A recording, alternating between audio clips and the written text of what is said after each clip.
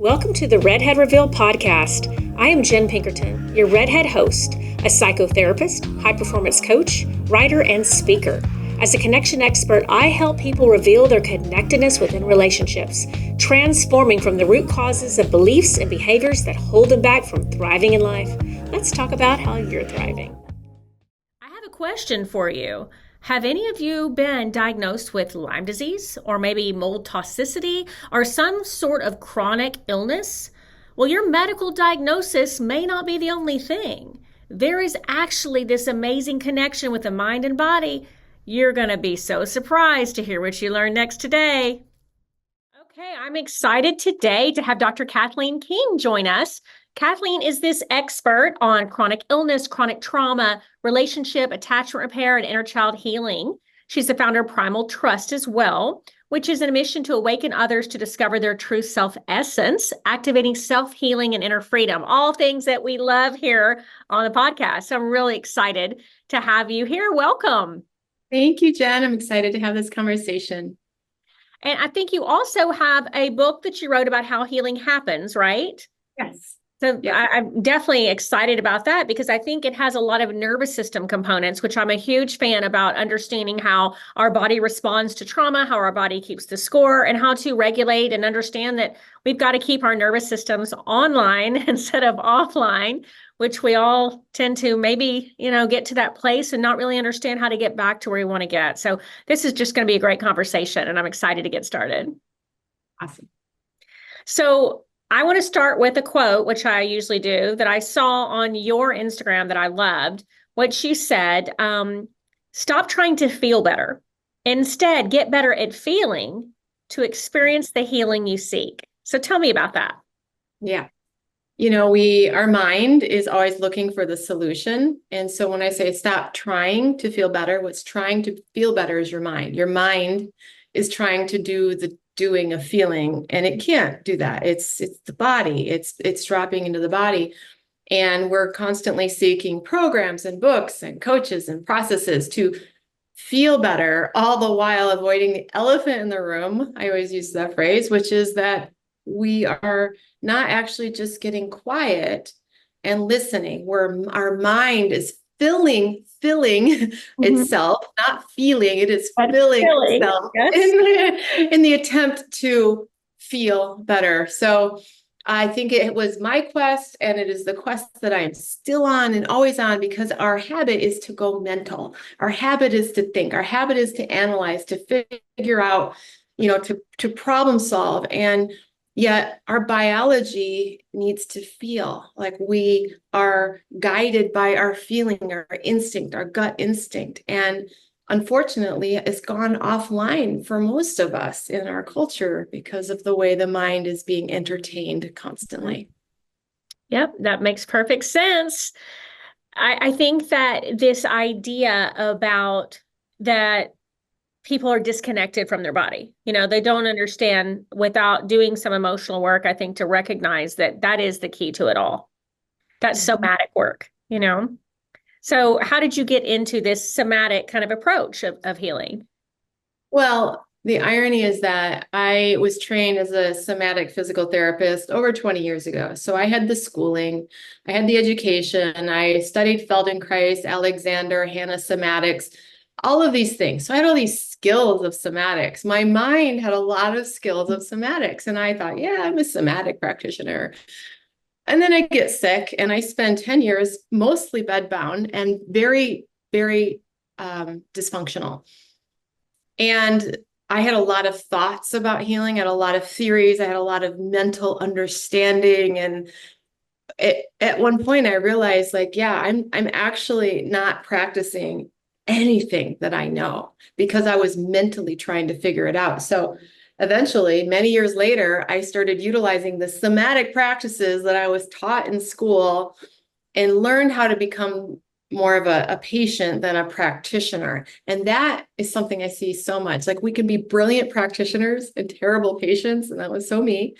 And so, because nothing worked, the doctors didn't work, their protocols didn't work, the supplements didn't work, the diets didn't work, because I wasn't, those things, supplements, pills, and diets, they don't make you feel bad. They don't teach you how to feel. Mhm. And when the trauma is lodged in the body because you're not feeling, eventually you have to learn how to feel. So when I hit rock bottom, I had to feel it all. And I felt a lot of grief and I felt out of control. And I felt this urge of, I just want to live. And I'm like, I just want to live, but I can't live. I'm sick. And it's like, no, I just want to live. And I had to learn somatically how to live, even with my symptoms of discomfort, Mhm. and feel like I was actually living that day. So I started to put to practice many years later a lot of the somatic tools that I used to teach, and I was blinded to them for many years, frankly. Mhm. And so you said bedbound. Did I hear that correct? For 10 years? Yeah, on and off. I mean, mostly housebound. Sometimes I would do a new treatment. I'd be able to like go on out and about or to church, but then I'd come home and crash or get to the grocery store and crash.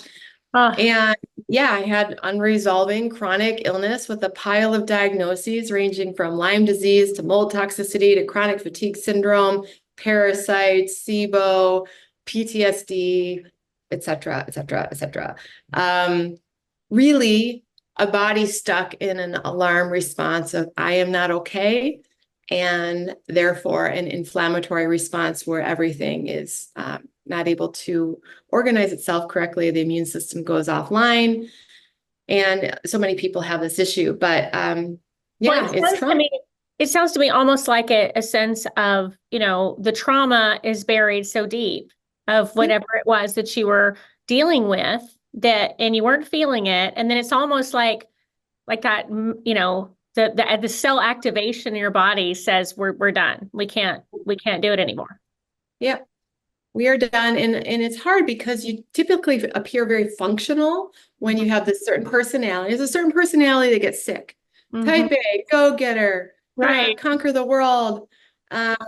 We're fine, fine, fine. Then maybe you move into a house with mold, or you get a virus, or you have a relationship breakup and crash, and you're never the same again. Overnight is how it looks, but it actually started a long time ago, usually in childhood. Mhm. Yeah. Yeah. Yeah. So as you started this healing journey for yourself and started to apply all these things that you get knew up here, but maybe Yeah. hadn't applied them here, how long did it take you to really have this about Yeah. face in your life? Yeah. Great question. And I want to tell all the listeners this because this is so important. When Mhm. I started doing nervous system work, brain retraining specifically, vagus nerve toning, I got worse before better. My anxiety and insomnia went through the roof. And that is because I started to drop into the body and it freaked out, and my protective system freaked out and was like, no, we're not going to feel this. This is what you're not going to feel. So initially it was worse. And that is so normal. It doesn't mean it's not working. But then about 4 weeks later, I started to have a difference in my anxiety levels first Mhm. and sleep. And Yeah. about 4 months later, I had a lot more function. But Mhm. I'd say the whole thing, a good year to get like good physical function where I Yeah. could get back to work. I could hike and things like that. And from there, I still had a journey. Like if I got super stressed, I would get exhausted. If I had relationship stuff, I could get dysregulated for days. So it's still like it was a journey. It wasn't like it was all done in a Mhm. year. And that's where I learned, oh, I need to work on my parts work and relationship attachment wounding and continue with my nervous system healing.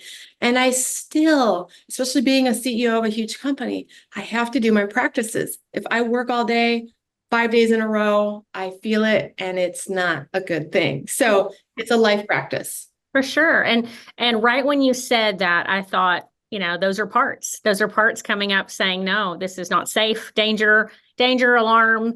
And I think that recognizing how much parts play into that connection with our body is so big. And I find that it's not as commonly known or accepted maybe as it should be. Yes, I teach my kids all already the relationship with their parts. Like my daughter has a part who doesn't want to celebrate her own birthday. And I'm like, I understand that part can have that feeling. And there's another part of you here so that they start to learn that we're a mixture of all sorts of aspects of self. We're a And that, collection. hey, It's A okay. beautiful collection. There's no bad parts. We're a beautiful Yeah, collection. Yeah. yeah, Mhm. yeah. So it's Yeah. really important. It should be taught in kindergarten. All these things, actually, breathing, Oh, I self, wish. feeling your feet on the Absolutely. ground, our Yes. parts. Earthing. I love all of it. Something you talk about too is true self essence. Tell us kind of, what your point of view is on that and the perspective on true self essence, because I really like the way you worded that. There is a part of us that doesn't need to think or figure out anything. There's this essence in us. I say essence. It's this soul urge of what it wants to experience here on this planet. And it has loves for different things, and it's unique. Our essence is different from person to person. One person might love nature, and another person, their essence, like my son, he loves to build. He loves to build, and his essence is like, what can I make? And another person's essence is like, what can I create with paint? But it's this soul urge that bubbles up, that when we get out of our mind and we're not trying to figure out what we need to do to be the best version of ourselves, it's just there, and it wants to express, and it wants to live. It wants to live. It wants to be alive. It love that essence. It literally says, I am alive. I am here. And we can get in touch with that. Oh my gosh, does that run your body? That runs your mitochondria. That can pull you out of fatigue, can pull you out of a lot of things. And our mind gets in the way. The things that we think we should do or should study or should learn, it gets in the way. So I teach people how to find their values. We can often get in touch with our essence by looking for what we value, not what we are taught to value. We can have parts that have false values from our parents and our conditioning, but what we truly value, and those values are like breadcrumbs to what your essence is interested in.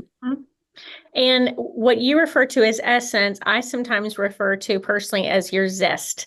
It's like this zest for life. It's the part of you that becomes alive and is passionate and wants to experience everything that the world has to offer and is in awe of all the amazing things about ourselves. But that zest, I think, gets shrunk, and we're learn how to be small, and we learn how to only do what is expected of us. And that primary love lessons from attachment are so unbelievably powerful. And I talk often about that because that's a big focus of mine is attachment and why we are the way we are. What we experienced in life and what are we going to do with it? Because I think that's the fundamental choice is what are we going to do with it? Are we going to accept that inheritance and this is what we are? Or are we going to do what you're talking about and figure out that essence and decide who we're going to be and actually push all that aside to really become the person we're born to be? Yeah. Yeah, absolutely. I was just thinking about this morning when it comes to our families and why we do what we do. It is a way to almost belong to our family of origin, as a way of staying connected. And a phrase that I have to even remind myself is I can still have a relationship or relate to my family and do things differently and find different value systems. And that's something that deep down, our attachment wounding of, in order to belong, I need to be like I was raised. I need to be like my culture conditioned me to be, to belong to that culture. And our essence, if it doesn't match that, it can get blocked. And we think that in order to belong, we have to be the same. And so a phrase that I'm always repeating is, I can belong and be different. And in this day and age, we can belong to a tribe. A healthy tribe will allow us to be different And that's than, the key that I was going to say. I don't think we can always belong to our tribe if it is dysfunctional. yes, If what they're requiring from us is the antithesis of that essence, that zest, if it's the yeah, antithesis of being authentic, then we yeah, can't belong to it. But if it is a healthy unit and it is not wrought with dysfunction, then sure, there should be that acceptability yeah, of, I'm glad you're learning who you are, and I love you enough to accept you as you are. yeah. And to look for that, if you don't have that, to Mhm. look for that. So yeah, that's well said. And it's true. Like sometimes our family members or whatever are not going to understand. I still try to choose to have my own way of having relationship with them, even if they don't, understand me. Right. But the tribe that I surround myself by are the ones that I get to be very different from it, and it's totally okay. That's freedom. Such a wonderful relationship to have that. Well, freedom in itself is on across all planes of our life is so important. Freedom to be whoever you wanted to be. Freedom to know that people will either love you and that's great. And if they don't, they're not your people. That search to be authentic, that search to be accepted, and to not think that if you're not accepted, that something's wrong with you, because that's not about us, that's about them. Yes, absolutely. It's Mhm. and that is such the quest for our time, is to allow people to be themselves and to feel differently and have their own feelings and to be okay with that. And it's just going against our survival instincts of we all need to feel the same way, we need to vote the same way, we need to eat the same way, we need, and we're trying to expand beyond those survival instincts, that we don't actually need to do that in order to still be cohesive and love each other. Right. It's that self-differentiation that we lose and we shrink because of it. And I think you had something, you talked about that, about shrinking. We shrink our lives to find comfort. I think you wrote about that. And I loved that quote, or that concept, because I do envision it. I had this visual imagery, so to speak, of how people go from being standing upright and being sure about who they are to shrinking into this small ball of, I'm only allowed to do this. Yeah. This is what's safe. This feels safe to me. And freedom to experience or explore anything different does not feel safe. Yeah. Yeah.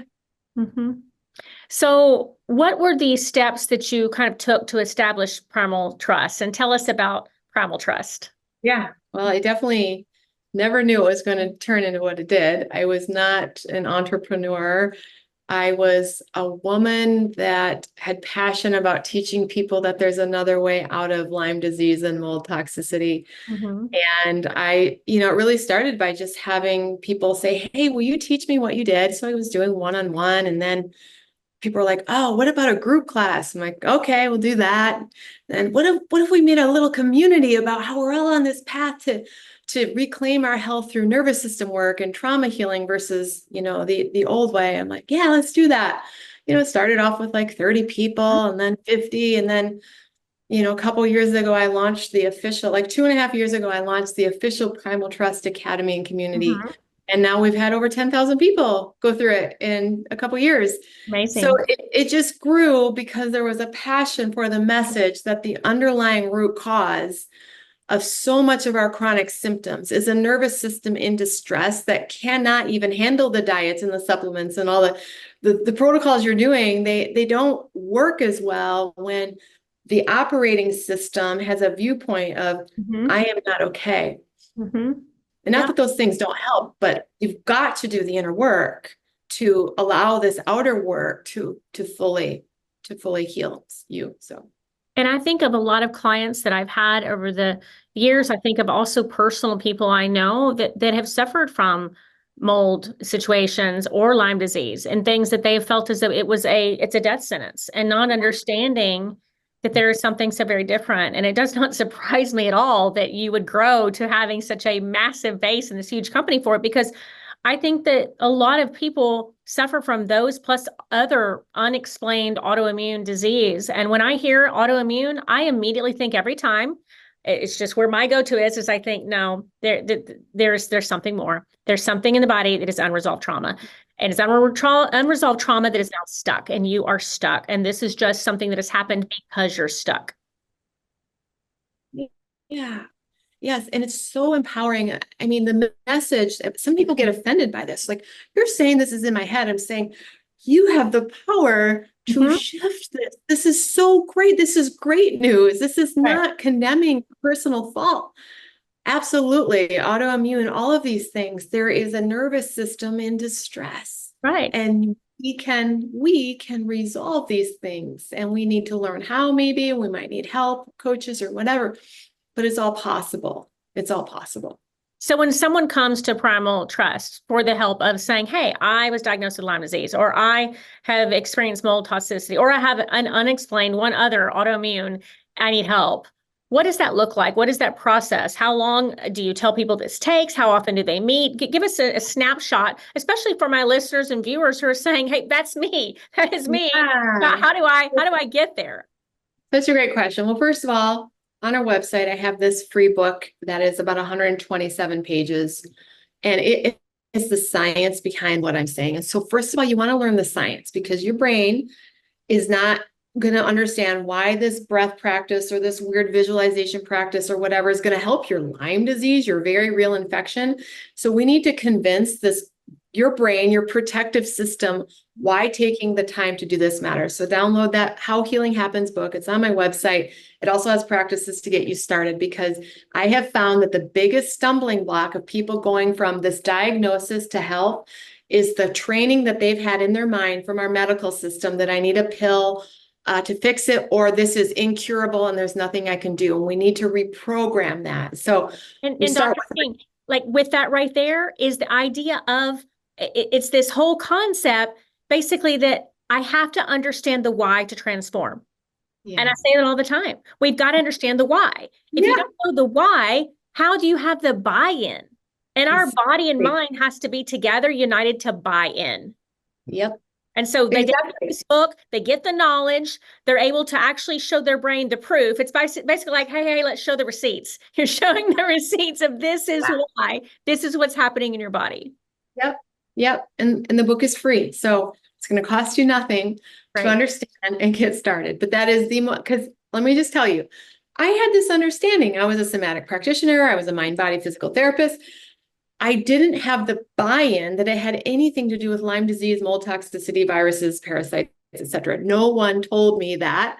So for 10 years, I suffered, and I had the tools that I teach all along. I didn't use them on myself because I didn't think they applied. So I want you to know why these tools work and what they do before getting in there so that you can ride the bumps that will happen as you start to regulate your nervous system and you have the buy-in is why this makes sense to dedicate this time every day to do this as the foundational protocol for my healing process. Okay. So after they read that book, or maybe you're just ready to jump in, that's fine too. We have a membership. It's just a monthly fee. It's $96 a month. If you're having financial difficulties, let us know. We can help you out. And everything is included. We have live daily Zoom classes where we have mentors teaching you, sometimes multiple times a day. We have guided practices live. And then we also have a recorded process, a level 1 program and a level 2 program that is recorded. Level 1 takes about 2 months to get through. And our stats are amazing. Those with Lyme disease after 2 months have an average of 51% functional improvement. Wow. 51%. Amazing statistic. With a very real infection, okay? Wow. And generally we see that a majority of people feel, I believe 87% feel like they have gained a good significant function after completing level 1. That is going to give you all of the tools that you need to practice daily. It's going to give you a nervous system regulation toolkit. You'll learn how to do breathing practices, brain retraining practices, somatic practices, and the beginning of understanding trauma processing. And it's a daily practice that you'll do. Maybe you start with 15 minutes, and if you're really, really ill, you might need to spend an hour a day. I spent an hour a day because I had to. Mm-hmm. And that might seem like a lot of time, but that is you reclaiming yourself. Yes. It's worth it. It's worth it. I agree. And so you're going to do practices. And then after that, if you realize that, wow, I've got some trauma or attachment wounding, we have a level 2 program to help you with that. And that process is anywhere from 2 to 5 months, depending on how quickly you can go through it. And this statistic, if you complete level 1 and level 2, 100% of the people who take our end survey said I had significant improvement. And so I can guarantee you, if you complete it, you will have some improvement.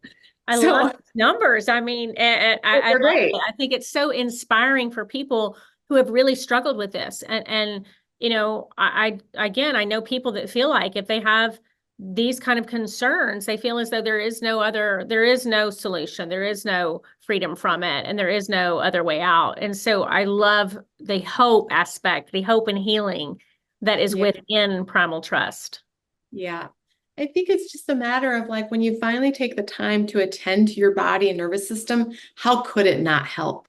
How could there not be some resolve when your autonomic nervous system runs through every cell and organ of your body? Doesn't matter what your dis-ease is or diagnosis is, in some way it is influenced by your brain and autonomic nervous system. So if you are attending to that, there will be some improvement, I think, regardless of what you're dealing with, in my opinion. I agree with you completely. I think the body keeps the score. I don't think there's any other way around that. And Yeah. anybody can help themselves, whether they are suffering from a chronic disease or chronic pain, or whether it's just I have trouble functioning and, regulating my emotional content throughout the day. Understanding how our body is connected to everything, I think, is life-changing. I mean, I think that's one of the most transformative things that anyone can do, is to understand how to ground yourself, understand how your body works, understand the connection between the mind and body. 100%. So I want you to talk about the distinction for us between trying to feel better and getting better at feeling. We talked about that a little bit in the beginning, but I think that I want to go a little deeper with that, because I still think a lot of people think, well, I feel my feelings all the time. What are you talking about? I feel like that's going to be a stumbling block for a lot of people that have a very new approach to looking at life this way, Yeah, absolutely. This is like I said, it's the transition of being mental into our perceptive awareness, or maybe some people call it consciousness awareness of the body. And what that's going to look like is, at first it might be about getting quiet. And what is your breathing like? You start with breathing. Am I breathing heavy, light? How is my breathing? So I'm feeling my breath, because our breath is a indicator right away of our autonomic function, if we're stressed or not.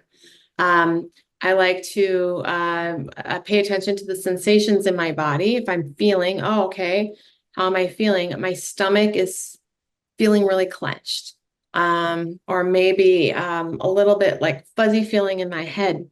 So it starts with very simple stuff, like, a kid might say belly hurts, or a foot aches, or hand is numb, feeling what is happening in the body. And what's hard is that sometimes when we feel our body, these alarm bells get raised. Oh my gosh, what's wrong? The mind jumps in and wants to solve it. And you've got to say, mind, we're not solving anything right now. We're just feeling.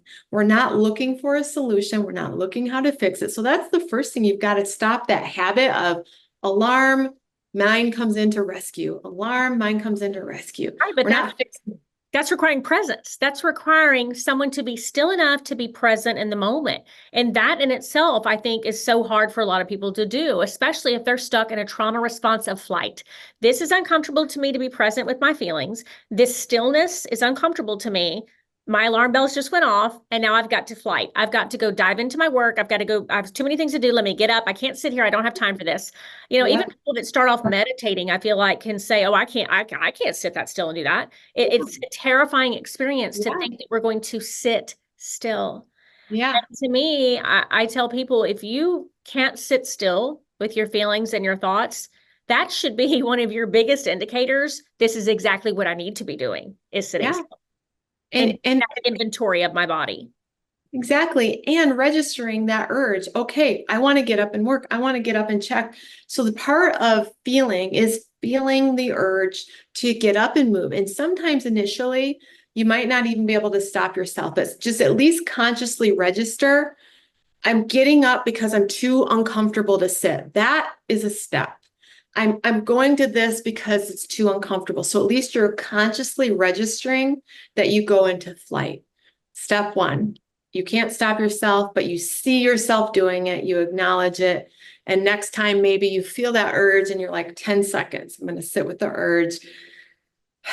10 seconds before I get up and check the phone. And I feel that, for me, when I first started feeling, it was like this like grasping, like this sucking feeling, like I was looking for something, and I just let it in my system. And I actually tell people, this is going to seem weird, but you need to almost act out and sound out that feeling, like,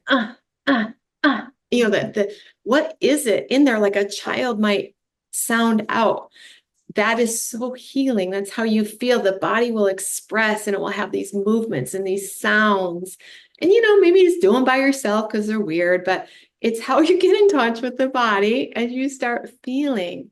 And then eventually you start feeling, oh my gosh, there was a fox outside my door. You start feeling emotion. Mm-hmm. So sensation and then emotion. And sometimes it's, panic or fear, grief, anger. Mm-hmm. And that's where we sit and we feel and we let it be okay. Mine's going to want to solve it. Mine's going to want to make a story about it. Nope. No story, no solving, not figuring it out. I just feel this grief. Yeah. Mm-hmm. And I can stay right here with that for a moment. My Yes. body is actually made to be able to do that. If I'm unable to do that, it's because it is offline. My body is actually wired and created to be able to be so connected on every facet and to sit in that moment.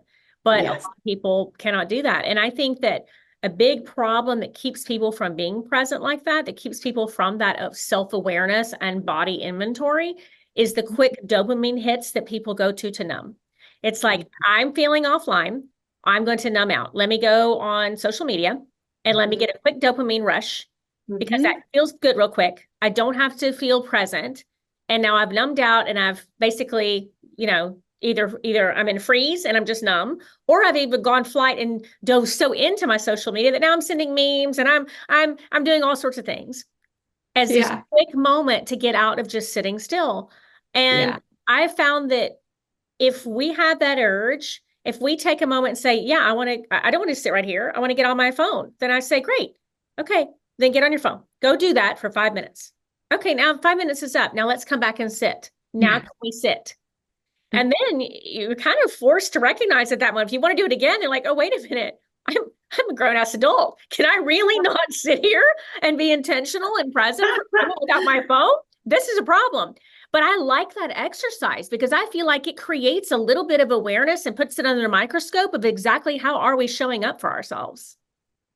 Yeah, it's so revealing. It really is. And the other thing I'd say is if you're trying to sit and it's hard, this is where sometimes like I think things like tapping, like EFT or patting, because doing some type of movement initially while you're trying to sit with your hands can kind of get some of that fight flight energy, and expressing what you're feeling, but you're sort of having a middle ground of like, I'm moving my body a little bit, maybe you're just shaking. So you might have to like wiggle and stuff while you first start sitting before you can really just sit. So just putting that out there. I like that. I definitely like that because it's something rather than just, wow, this is so unbelievably hard to do this. Yeah. Yeah, absolutely. So they can go through this process, go through these levels and learn these tools. And basically you're empowering people to take these tools and understand how their body works, heal themselves basically with this information and these diagnoses, that they had that can be such a life sentence now don't feel that way anymore because they're able to be connected to how they're feeling and understand how their body is reacting from the feeling. Because all of it is a reaction. It's a response. It's not the actual root problem. I love that. In fact, early on in the program of reprogramming, we teach the science of the cell danger response. And I actually recommend that you relabel your diagnosis as I'm stuck in some type of cell danger response, a danger response stuck on a cellular level. Yeah. Like a mast cell activation. I mean, that's what it is, mast cell activation. Whether it's skin, whether it's gut, whether it's all those things. And I agree with you because it's the moment someone thinks it's gut, then okay, then start this diet. Oh, well, okay, but wait, why did it start there? Yeah. What is the alarm in the system that's going off and the whole body is responding to the alarm?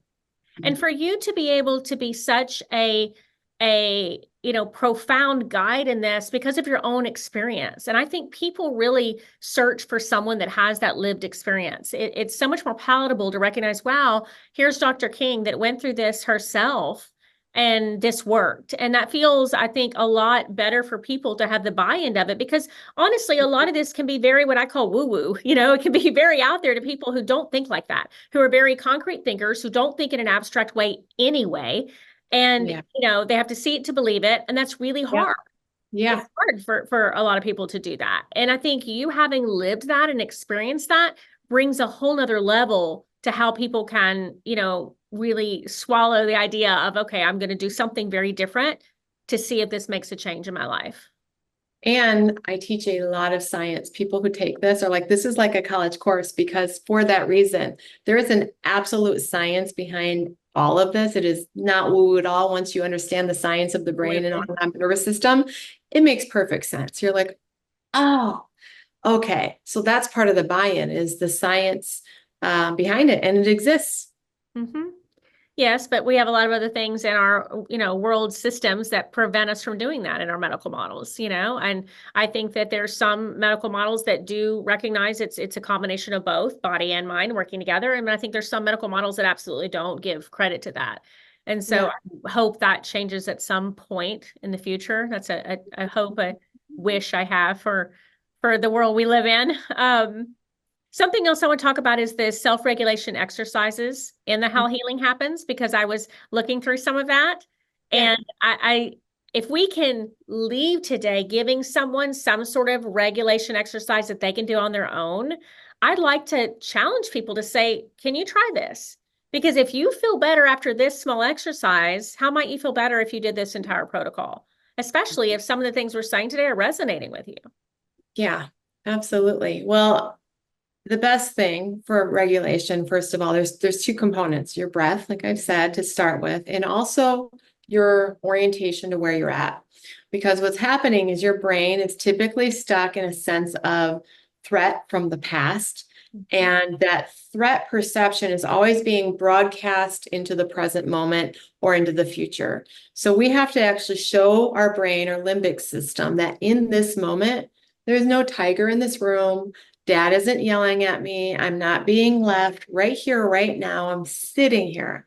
So we start with noticing the space we're in. And when I'm getting, even now, like if I've been doing way too much or something happens that feels out of control, I sit and I just slowly look around. Slowly is the key, because when we are in stress, our nervous system causes our eyes to dart back and forth to look for a predator. When we move when we move our eyes slowly, we're sending the message that there must not be threat here, because I'm moving my neck and my eyes slowly through the space.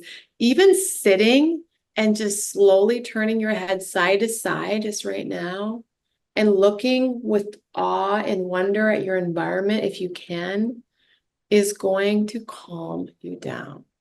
It is going to start sending a message of interrupting that habitual loop of, I am here and it is relatively safe in this room right now, at least to some extent. So literally, even the slow movement of your neck muscles and eye muscles are giving the feedback to your limbic brain. These exercises seem stupid and simple, but there is an actual science to the feedback of how you move your neck and your eyes that is going to calm down an anxious response. And then the second thing is attending to the breath. There's a lot of different breath patterns out there. A simple one that I like was one that I learned from Huberman Lab, which was the physiological sigh. It's such a simple one, and I think it works for almost anyone. So after just slowly looking around, I would do a physiological sigh a couple times. And how you do it is you simply breathe in, and then you breathe in a little bit more, and then a longer exhale, longer than the inhale. And again, breathe in a little more, and then look around the room again and notice your energy dropping. You might even notice your weight is a little heavier. The colors start to stick out a little more. That practice alone is arriving in the present moment. From that arrival space, then we might be able to feel the body. We might go from orienting to outside the body to now feeling the inside of our body, our bottom on the chair, the feeling, are we holding our belly? So it's outside, arrive, breathe, feel the body. I love that. I hope everybody listening will try these things, because I think that just that little baby step into orienting yourself, into being grounded, into being connected in your body and being still and present, that alone is a big shift for a lot of people. Before you even talk about anything else, just that alone is probably something that some people would never do. Yeah. And so I urge everybody to try that and see how that feels and be open-minded to understand there is so much neuroscience about how we build even new neural pathways in our brain and even doing that exercise Yeah. that now our body understands, oh, okay, that actually felt really good. Let Mhm. me be willing to do that again. And Yeah. then it builds into other things. And I Yeah. think, everybody could be living a very different stress response if they learned how to do that alone. Yeah. It's our basic orienting response. We do it as babies. And for those of us who grew up in safe environments, we learned how to orient naturally. If we had a lot of stress in our environment, this ability to just look around and see things with wonder and awe, you might not have even had that wired in, but you can wire it in. Mhm. Doing this multiple times a day alone is an amazing practice that can be life-changing. So it's simple. And it does interrupt the chronic stress response if you do this as a habit. Okay, well, I hope everyone listening will try that. And we're going to have some information in the show notes too about it because I want everyone to really try to grasp onto that. I feel like this has just been so enlightening and eye-opening to really teach people that there is another way. There's another way. And having chronic illness, chronic pain, of whatever it is, doesn't have to be this death sentence. It doesn't have to be this is the way I'm going to live the rest of my life. It can be that, okay, I'm going to accept that I have that, but I'm also going to accept that I have so much inherent power and what I do with that and how I work to give my body the best chance possible by being connected to my mind. Well, Dr. King, you have been such a blessing today, and I'm so excited about people getting to maybe try this. I want to leave you with our question because I always ask every guest a question that a prior guest has left for them. And then I'm going to ask you to leave one for a future guest. Okay. But your question today is, what is one thing that you can do now that you could not do before because you didn't have that mental strength? Yeah. Well, that one thing that comes to mind is I mentioned earlier that my son likes to build and he likes to do this meticulous instruction building thing that for me, my brain couldn't focus to do that because I was too busy running from tigers in my head. Yes, yes. But I can sit down when I choose. I can sit down and go through these meticulous building things that he's got that it's like he's getting my attention and I'm doing something that I don't necessarily love to do and my mind doesn't love to do, but I can actually do it and follow and be there with him. And that's been good for him and for me. And I've heard that exact thing that you're talking about from so many people. I can't play dolls with my kids. I can't sit still long enough. I can't do that. And for people listening, if you feel like you can't do that, this is your answer. This is where you start. Mm-hmm. All Yeah, right, I what was question absolutely that would person. you like to leave for our next Um, guest? I maybe in a similar vein, what are things that we can do to be able to spend 5 minutes a day of devoted attention with those that we love around us? What is a practice or a thought or an intention about how to actually make that happen? Because I know for me, I'm always like wanting to make that happen of giving that attention to all the people in my life in a Mhm. very dedicated way each day. Okay, we will see what the next guest has to say about that. Okay, for everyone who's listening, check out Primal Trust. We will have the information in our show notes and also how healing happens. And we'll have all of your socials to follow as well. Thank you so much for coming on, Dr. King. I think that you have really done some amazing things here. And I hope a lot of people will get so much great value out of this today. Thank you. Thank you for having me. Wonderful. All right, we'll talk to you soon.